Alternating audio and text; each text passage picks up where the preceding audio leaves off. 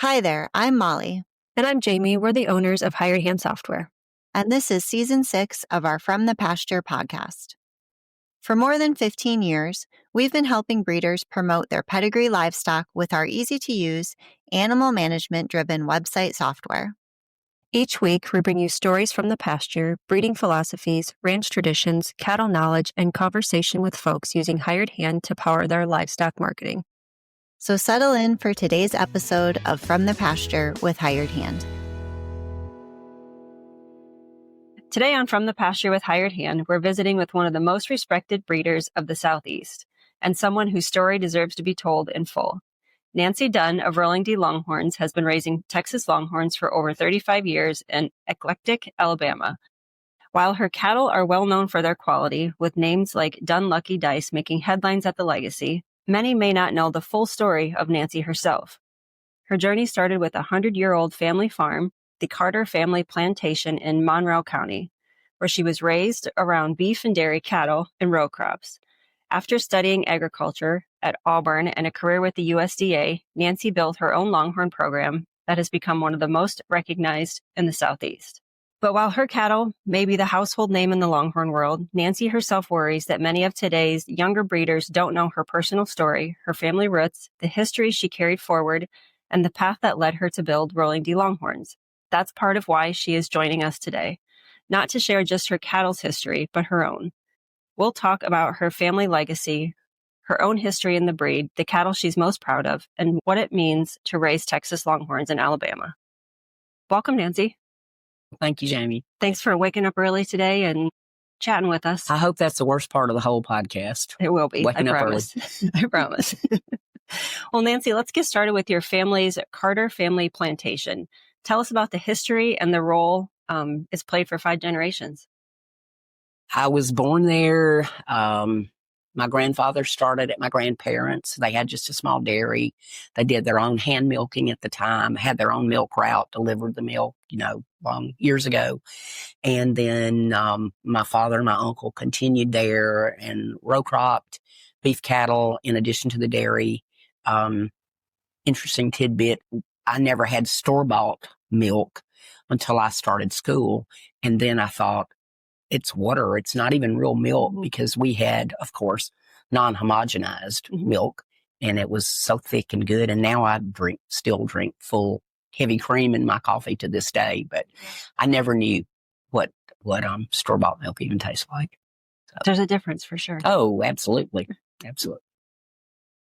So how did growing up in Monroe County, surrounded by row crops and beef and dairy cattle, shape your perspective on agriculture? Well, I've always known that agriculture, even before some of these taglines about agriculture being, sustainability for families and that sort of thing, we live that.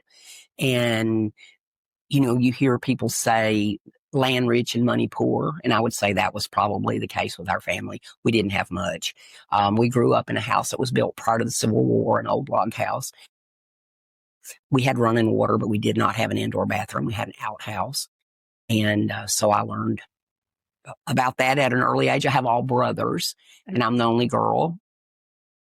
If you had to go to the outhouse in the dark, that was a scary thing when you're a little kid. But, we had everything we needed, but we didn't have anything extra, What's the plantation like today? And what does it mean to you personally to be part of that, I guess? Oh, it's everything. And I'm the only one of my siblings that doesn't live there in my hometown. All my brothers live there and live on the place. And my younger brother is actually fulfilling, I guess, our family legacy, because he still does hay and has cattle there. And then my other brothers, of course, all pitch in, and they live there. I'm the only one.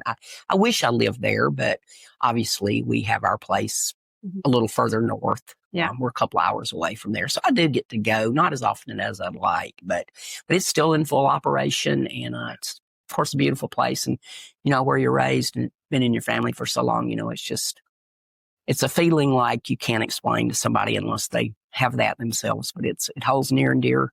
There's family cemetery there. And, I would like to see myself, well, no time soon, but I'd like to reside there as a permanent resident one day. One day. Let's hope others in my family will honor that. It's going to be recorded, so they can't say they didn't know. There you go. It's out there now, right? Yeah, right. Well, we find it very hard to believe you reached out about doing a podcast interview with us because you feared that many folks knew about your cattle, but not about you. Why do you think that? And what do you want to share about yourself for folks to know? Well, I've been in the Longhorns for quite a while, and it's been a lot of work, but it's a passion, obviously, and I love it. I had been really active in the futurity world long before it's as active and big and organized as it is now, and I loved it, just loved it. And been a member of SETLA, the Southeastern Association, for a long time, and we put on futurities for years. I just love that concept because I think it's an opportunity to get your cattle out there, let people see them, and you get to meet so many people. It's a great networking opportunity, and you learn a lot, just talking to people and what works for some people in different parts of the country. And unfortunately, I had some health situations that came about unexpectedly, and so I've really been sort of out of commission. November will be 5 years from my cancer diagnosis. And I was really sick. It started during the COVID, height of COVID, obviously, and I wasn't able to travel. I wasn't able to, I was bedridden for a couple of years and on oxygen, so I just wasn't able to go. And we have had so many new breeders to come on the scene, and I've been sort of out of the loop now for a while and haven't been able to get my cattle out where people could see them, and hadn't been able to participate very much. I went to a few futurities this year, but that's really kind of been my first dip back into it. And it feels odd to me to have known most everybody for years and years, and now all of a sudden be out of it for a little while, and there's just new people everywhere, which is wonderful. I'm so happy to see that the business is growing, and got new, excited, enthusiastic people, and some are young and some are not as young, but they're all equally enthusiastic. And I just, it's hard. I used to could travel to ranches and meet people that way, and it's hard now for me to do a lot of traveling. Just thought it'd be a good idea to sort of, introduce myself, and I'm not a newcomer. I've been on the scene for a long time, but I just hadn't been able to sort of mingle, I guess, as much as I'd like. So Sure. Just thought it'd be a good idea. What do you want most people, especially the younger generation of breeders, to understand about you and your history in this industry? Goodness. Well, I have had the same goal for a really, really long time from the beginning. And that is that my interest is in just the term, and not just the term, but I'm trying to do that, accomplish that, total package cattle. I've raised cattle that have a lot of horn. I've raised several cows over 100 inches. Lucky Dice you mentioned, she was the first cow ever sold at a registered sale that was over 100 inches. And I have several others that are over 100 inches. But while I recognize that the horn length is value, it is not my goal to raise the longest horn cattle that I can. It's nice to be able to do that. But the total package part, where you have, number one, the cow has to be a brood cow. That's her job. And if she is not fertile and she can't breed and she doesn't milk and she can't raise a good calf, I don't care how much horn she's got, because being a brood cow, in my book, is the number one absolute requirement, and there's no leeway there. But, having good conformation, easy fleshing, horn, obviously, and I love twist. So sometimes, you have to be patient on that twist, and you have to give up some early tip-to-tip measurement while you're waiting on the twist to come. But I like, I don't want all my cows to look the same. I want all different horn shapes. But the total package part really is where I've stayed, in that same lane the whole time. I've not veered from that. I want them to have the total representation of those characteristics of the breed that we all love, and they're just so tough and they're so resilient and they can make it under conditions that other cattle really struggle under. And you just have to admire that about the breed. But number one is just that they do their job and they do it well. And disposition, because I work the cattle myself, is just, oh gosh, so important, because they have a bad attitude. I say they need to be removed from the gene pool. I'm not going to sell them to another breeder, but if they got a bad attitude, they don't have a place as far as I'm concerned. But mainly just that total package deal, you want them to have it all. I've said that in some previous podcasts, you just want it all. And that's true. I mean, and I've never changed. I've never been much for flavor of the month. I've just stayed right in the middle of the road, and that's where I continue to stay. And when I talk to new breeders, I try to stress that very thing, because I see sometimes new breeders get off on a path where they're chasing a single trait. And I always think that's a mistake. Whether it's color, horn, whatever, there's so many wonderful traits. How could you even pick one anyway? But I do think you lose those other traits if you only focus on the one trait. So that'd be my one single piece of advice, probably. And to, if you're going to be building a herd, obtain your cattle from people that you trust and that have a really stellar reputation, because in the end, that's all we have, is just our reputation anyway. Very true. So what's one lesson you've learned in 35 years of raising Longhorns that you wish you had known when you started? It's not easy. I didn't realize it was an addiction.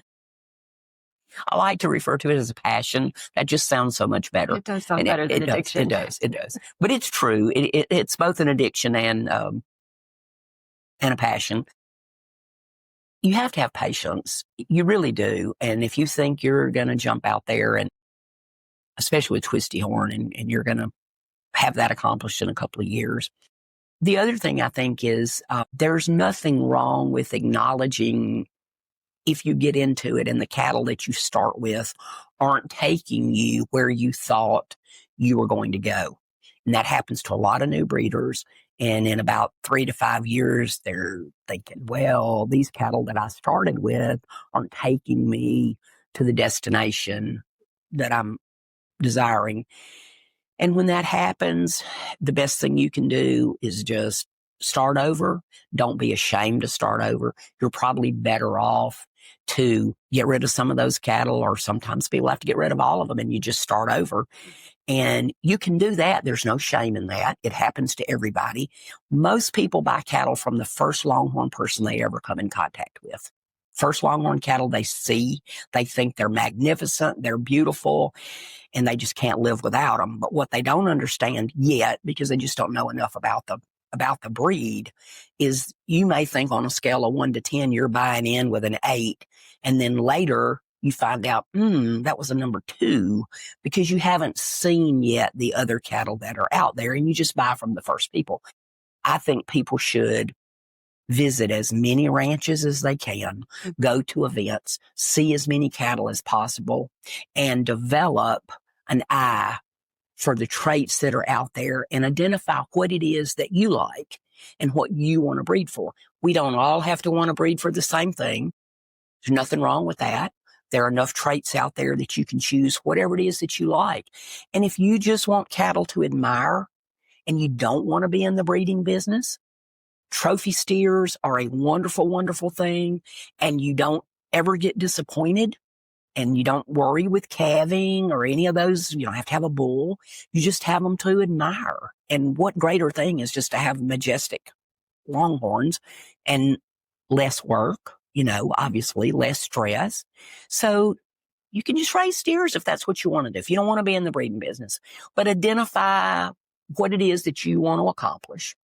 And then along your way, if you realize the cattle that you started with won't take you there, change.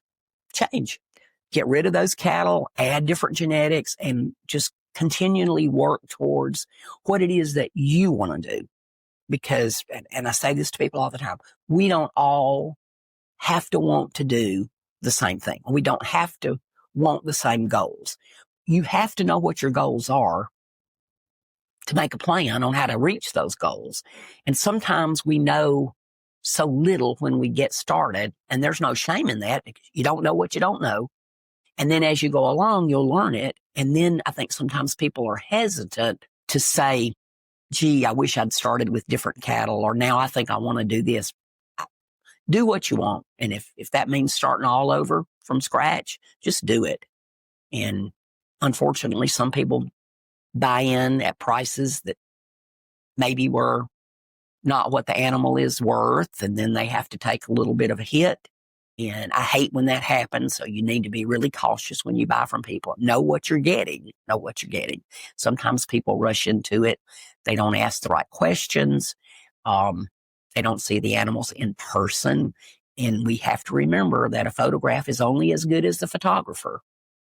So you have to be careful about that. I suggest seeing them in person, especially bulls. Size is one of those things that's so very hard to evaluate from a photograph. And the animal may look perfect, and when you see it in person, it just might not meet your expectations. And size is one of those things, body size. You just can't evaluate that without seeing them in person.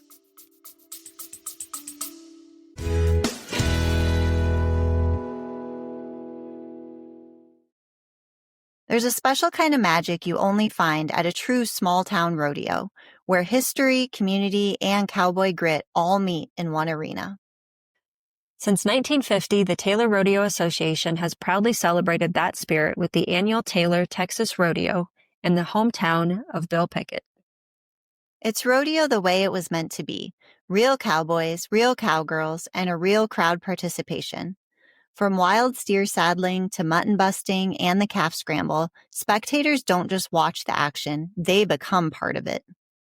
It's one of the biggest and best small-town rodeos anywhere, drawing crowds from across Texas to watch locals compete alongside top CPRA talent. Experience the tradition for yourself at the annual Taylor Rodeo this July. Learn more at taylorrodeo.org.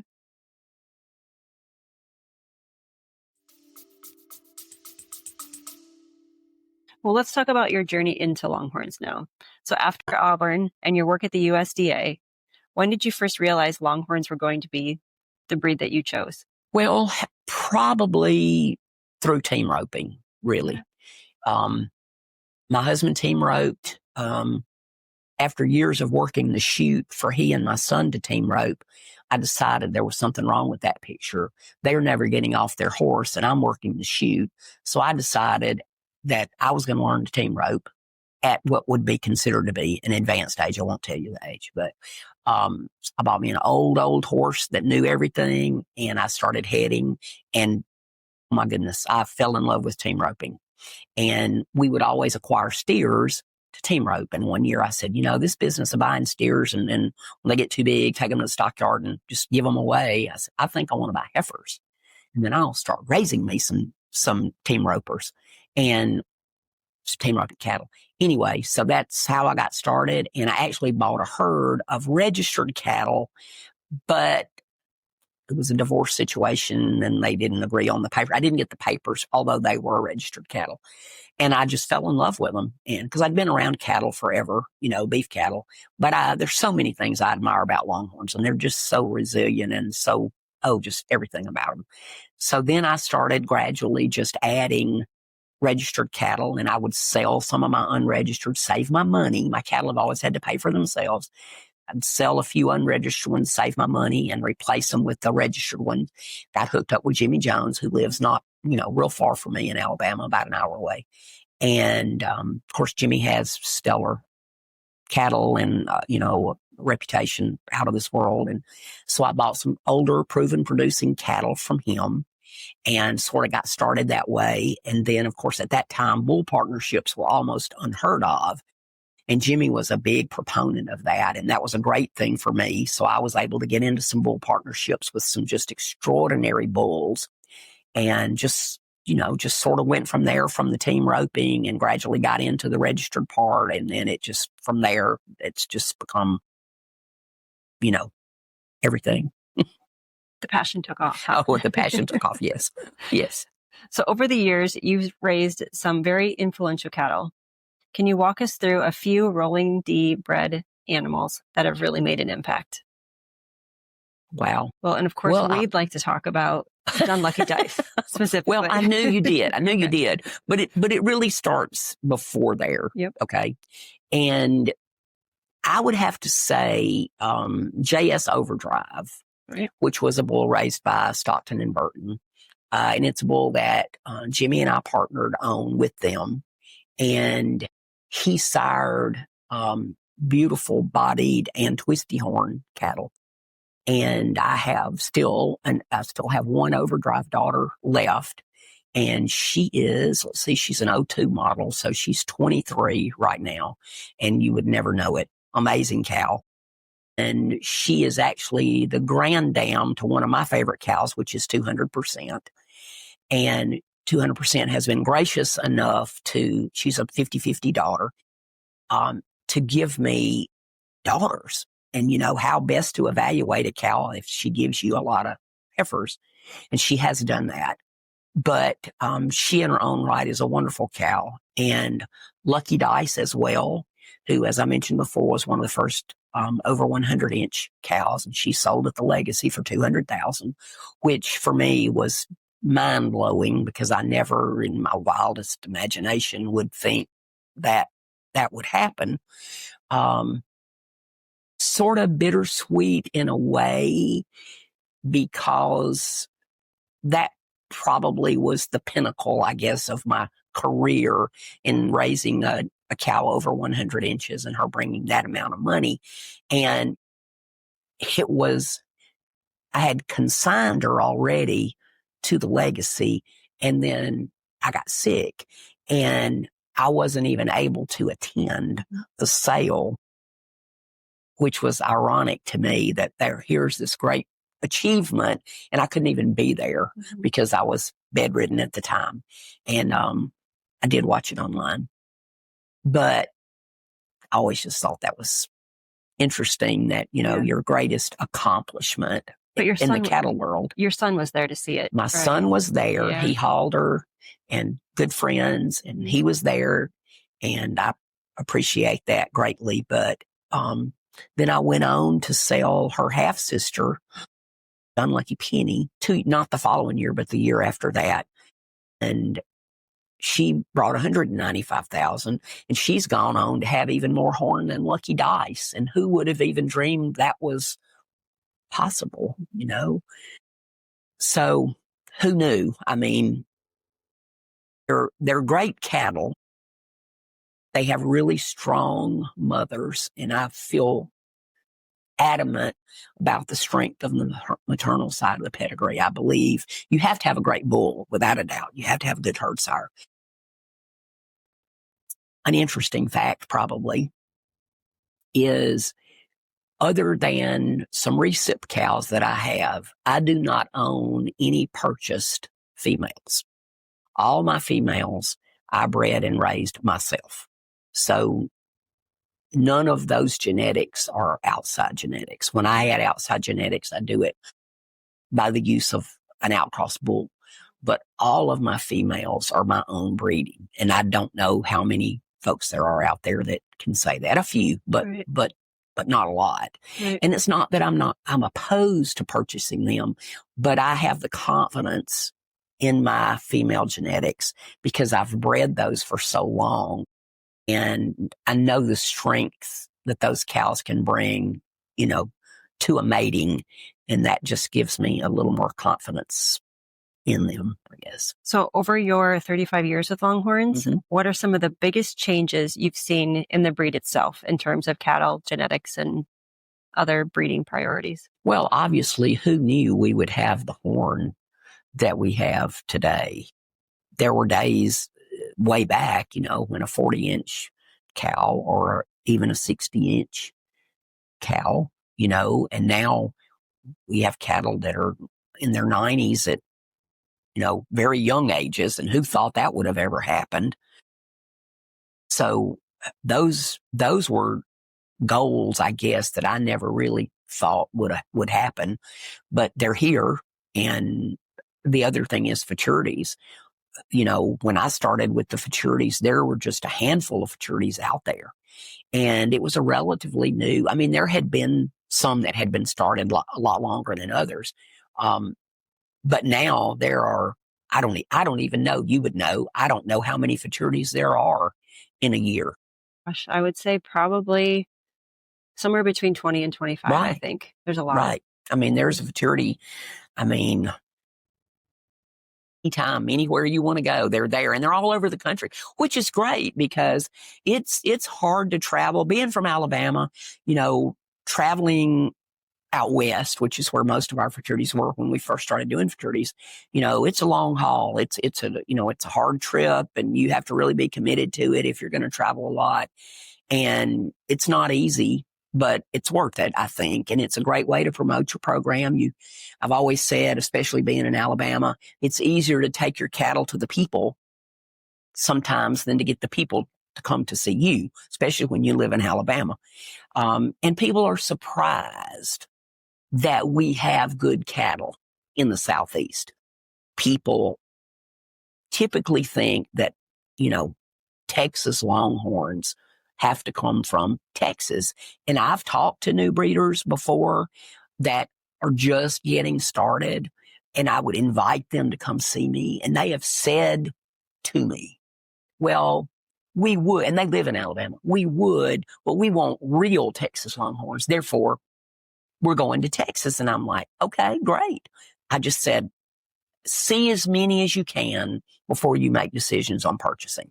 You need to see as many cattle as you possibly can, because there are good cattle everywhere. Up on the East Coast, just have had great futurity up there, all the way to Oregon and, everywhere in between. There are great cattle everywhere in this country, and there are great futurities that are being put on and promoted. And I am glad to see that networking and there being a methodology now in place where points are being tracked. And I know that's an evolving process that's going to be tweaked as it goes along to try to, make it work the best that it can. But I'm glad to see that, because when I was hitting the futurities hot and heavy, and I was very successful, if you go by how many rifles you win, my son has taken possession of those for safekeeping, you understand, which is funny to me. But anyway, it's evolved, and there are so many futurities now, and it's a great way. Everybody can participate. You can own 5 animals and bring a heifer to a futurity. You can own 500 and bring heifers. You don't have to have, everybody can play, everybody. And I'm glad to see that, because I think it lets new breeders be a part of something, and community and relationships are one of the greatest things about this breed. The people, and I can't overemphasize that. Everybody wants to help. And I think you shouldn't be shy about asking for help or getting opinions. We all have plenty of opinions. So those things are free. All right. Well, you've had some standout cattle over the year, and their names are just as memorable as their pedigrees. How do you go about choosing the name, and do they have special stories behind the name?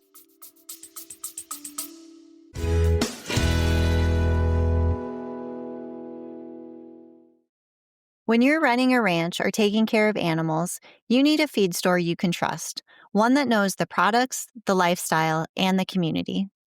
Struddy's Feed and Pet Supply is a family-owned business proudly supporting the Spring Branch and Boerne areas.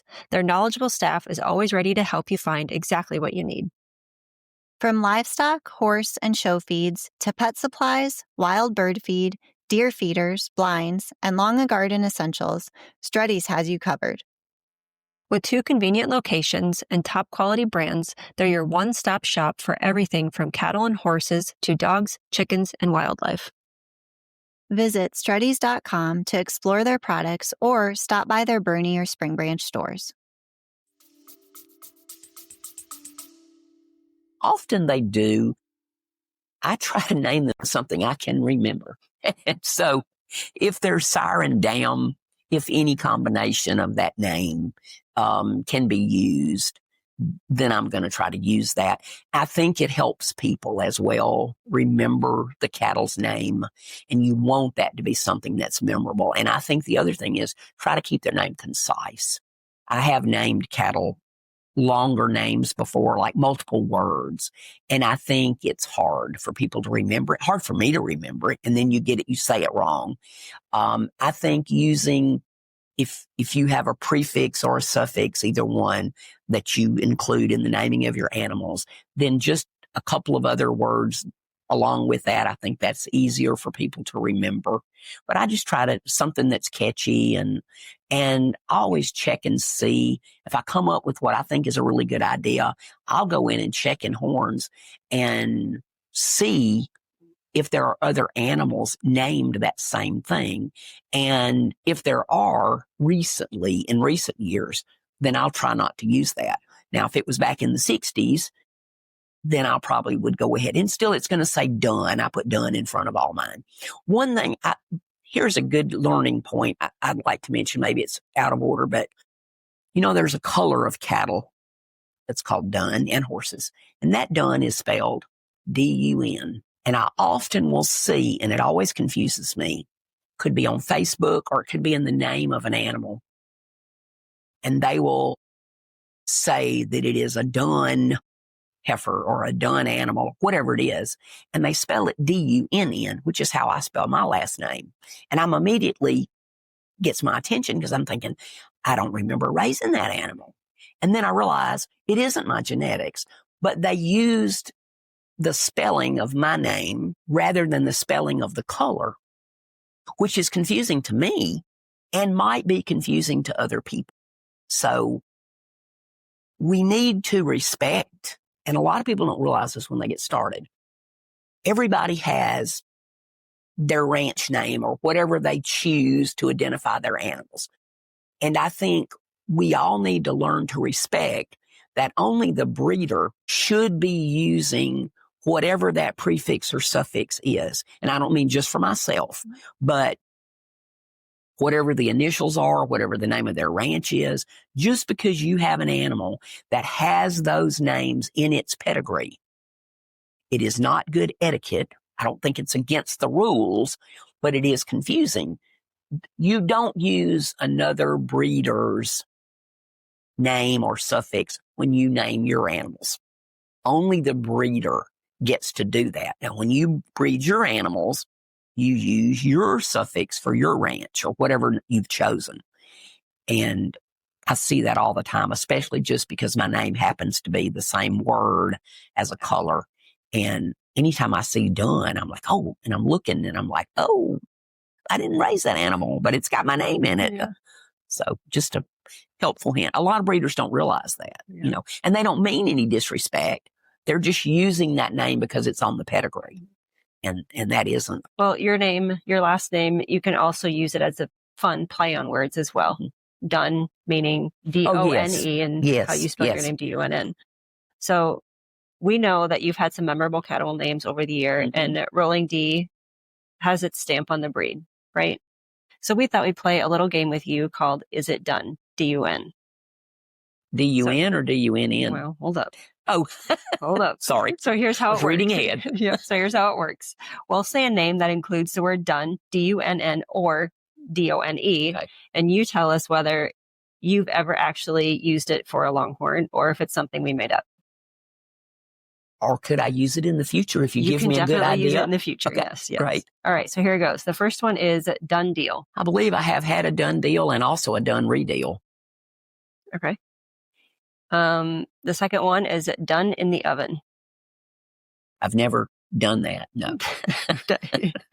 How about Over and Done With? Nope, don't think so. All right. Done Wrong? No, I've never done it wrong. Pretty much done. Nope. Totally done for. No. I don't like to use the preposition last. Okay. All right. Proper grammar. I like it. Done dirty. Oh. Done good. No. Get her done. I haven't used that, but I think someone else did. How about all done? No, but I want to write that down. because I'd like to use it. There you go. So the next one, how about one and done? I don't think so, because I don't ever want it to be one and done. Yeah. And that sort of sounds like the end. Dunn did it? Yes. Yep. Mm-hmm. Brooks and Dunn? Brooks and Dunn? That's probably copyrighted or something. No, I haven't used that. How about done right? No. And last one is never done. No, because I'm never done. Oh, no. Never done. Well, that shows how much personality you put into naming your cattle. So let's get back to talking about some of the animals that you've bred and that really have left their mark. We'll talk about futurities. Mm-hmm. Something folks may not know is that for years, you never entered a futurity, even though everyone told you your cattle could win. Why did you wait so long? I don't know. Public humiliation? I don't know. I know what I like, but I guess it's just making that big step. Mm-hmm. But I participated for a long time before I ever won a futurity. And I remember vividly where that was and how it went down. Why? And I know, I was always the bridesmaid and never the bride. I was second forever and ever and ever. And it was actually Lucky Dice that was my first winner in a futurity. Yes. At the Futurity of the North? Yes. That was her? Yes. Oh, wow. I didn't realize, or I didn't remember that was her. Yes, it was her. Okay. And I didn't think she had won. And, they start with whatever the last place is that they're paying. And they got all the way to first place. And I didn't think she had placed at all. And they called my name out. And I was more shocked than anything I've ever been surprised about in my entire life. And it really caught me off guard. And, you had to come up to the front, and there was another presentation that had to be made there in honor of a person that was a breeder that had passed away. And I got that award, and I cried like a baby. I mean, and I can't tell you how many people have told me, oh, we were just boohoo, and everybody there was crying. And people to this day tell me, oh, we remember the very first time you ever won. I remember. We were all crying. I said, I was crying too. And I was so embarrassed later that I did that. I'm like, how unprofessional. I win my first class and I can't even talk. I'm so overcome. Before the crying started, there was lots of jumping up and down. Yes. Oh, I was so excited. I just was wild. I will never forget that. It was just, it was unreal. Yeah. Because I just didn't think I ever would win a futurity. But I didn't quit trying. I kept going. I kept taking heifers, and they would place. They placed, but that I just could never win a class. But once I ever started winning, then it continued. Do you remember the first thoughts that went through your head after they said your name? Oh, I didn't believe it. Yeah. I just didn't believe it. If I remember correctly, the heifer that I thought had won the class was a partnership between Bill Hudson and Jimmy Jones. And I thought she had won the class. And rightfully so. I felt like she deserved to win. So, I mean, when I say I was surprised, I was totally, I wasn't just saying that. I mean, I really didn't believe it. And they called my name, and I'm like, what? And yes, there was some jumping up and down, and there was some screaming. And then they're like, you got to come up here in front of these people. And then I'm crying, and then they're presenting me with the rifle, and they're crying, presenting it to me, and I'm crying, receiving it, and the whole audience is crying. I'm like, man, we had a moment today. Isn't that funny? Yeah. That you would remember that. It was. Yeah. I get that way. If I ever win another one, I'll probably feel the same way. Okay, so now let's talk about your life on the ranch. What happens when people come to your ranch for the first time and see your herd? Well, the first thing is they better plan to not see it all in one day, because I have 6 different pastures, and I've let my herd probably get a little larger than it should be, and takes a while to see them all. I think people are kind of overwhelmed at first. They don't realize that I have the number of cattle, and I'm not saying out loud how many that is, but it's too many. But, we ride around. I have a Polaris, and we can ride around there, and then some we have to go in a truck and look at. But it takes a couple of days to see them, although you don't have to see them all if you don't want to. But I have cattle scattered all over. And I think people are surprised at the number of cattle I have, and I'm not going to say they question the quality, but I think when they get there and they see the consistency, you can tell what kind of cattle I like, because I get to raise what kind I like. And I tell other people the same, raise what you like, and I think you can see the consistency in my herd as to what I like. And I get to pay their feed bill, so I get to choose that. And, So how often do you have visitors? Pretty often, actually. I mean, certain times of the year more than others, just because our weather, our heat and humidity in the summertime is just almost oppressive, so you have to be careful to not get overheated. But I have visitors pretty often, really, and it's sort of a chore to get there because it's not really on the way. One thing is, I would encourage people, and when I go visit ranches, I try to do the same thing, try to map out if there are other places in close proximity. And if somebody wants to come and see my cattle, I will tell them, the other ranches that are nearby, and there are several. And I say, if you're coming, especially a long distance, you need to incorporate visiting as many people as you can. We have great cattle in the Southeast. We really, really do. And we have some really, really great breeders, some new, some that are pioneers that have been in the business for a really long time.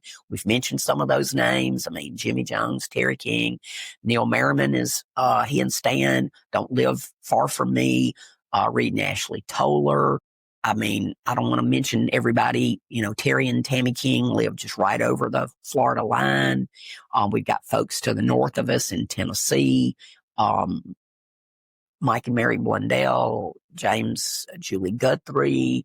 I mean, just all around us. And you can make a trip and you can see as many outstanding cattle as you could probably stand.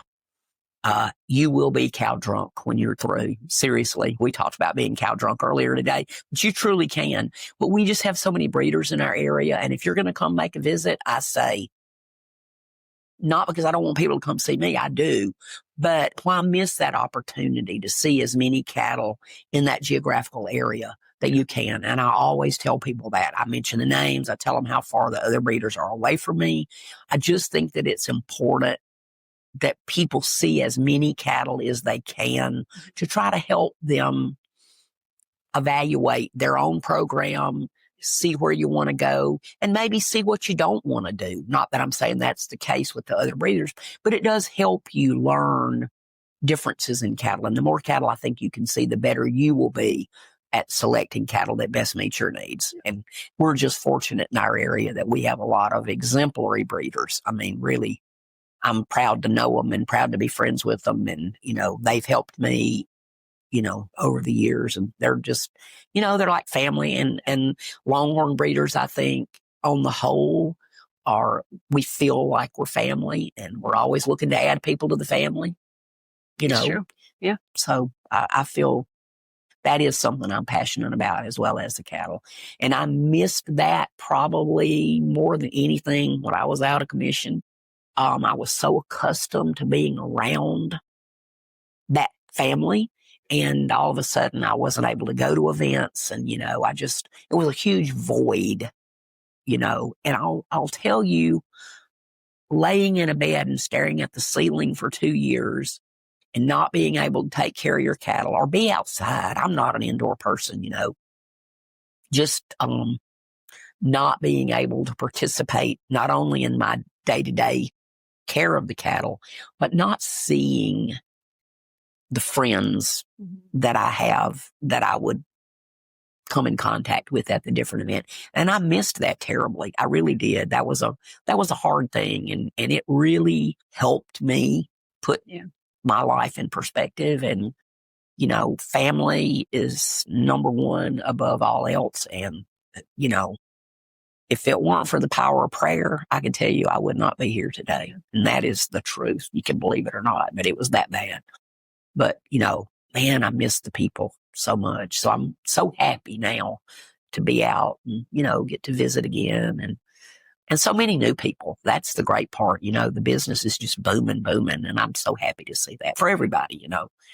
New breeders are a benefit to the whole entire industry. I mean, it helps everybody. So if somebody does want to come visit you, what's the best way to get a hold of you?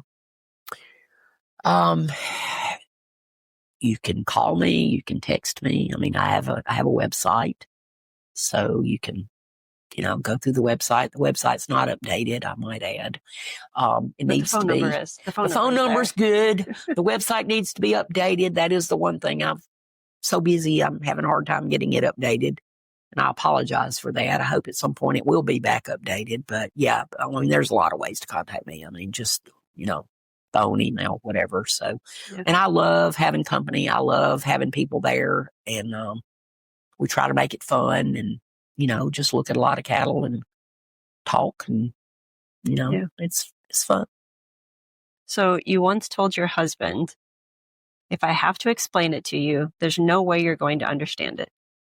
The passion of cattle. Yeah. Mm-hmm, absolutely. Can you share that story with us? Well, you obviously remember it better than I do.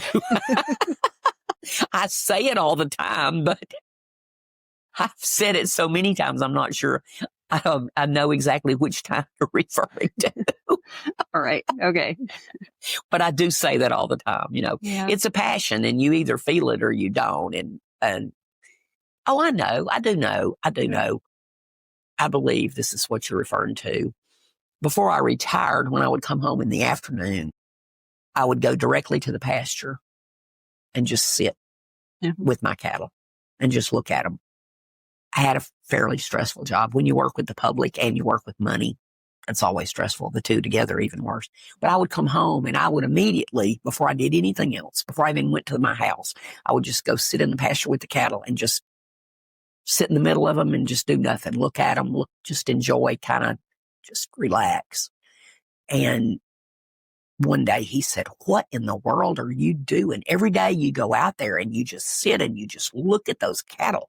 What on earth are you doing? You just looked at them yesterday. And I believe my comment was, if I have to explain that to you, you just wouldn't understand, because it is just a feeling of contentment and joy and pride and optimism. You're always planning for that next great calf crop and what bull is going to take you there. And, so you have to be just optimistic, and that brings joy, but it also brings peace to you and pride in, what you've accomplished. I mean, just so many things. It's hard to put it into words, but people that have cattle and have Longhorns more specifically, I think they would understand. They get it. They would get it. Absolutely. So a few years ago, you received the Dave Evans Breeder of the Year Award. What did that recognition mean to you? It was very, very meaningful to me. Very much so, maybe more than people even realized. It takes a nomination and then it's a peer award. Mm-hmm. And so when your peers recognize that you've done something and they want you to receive a public acknowledgement of that, that means more than I can even express, and because I've primarily done it alone, it's been my operation and I've made the decisions and I've done the work. And when I say done the work, I mean, I'm the one doing the feeding and doing the vaccinating and doing the preg checking and, moving the cattle and pinning. I mean, doing the physical work, in addition to making the choices. And so to have it be something that I personally did, I'm not the manager. My name's not just on the top of the stationery. I mean, I'm the one making those decisions, but I'm also the one doing the physical labor. Mm-hmm. And that means a lot when people acknowledge that, they feel like I've had some success, and it hasn't been easy. And the older I get, the harder it gets. But I'm not ready. Not ready to. You're not done yet. I'm not done yet. There you go. Good one. I'm not done yet. Not done yet. I have some really great young cattle, and I'm excited for the future. I really am.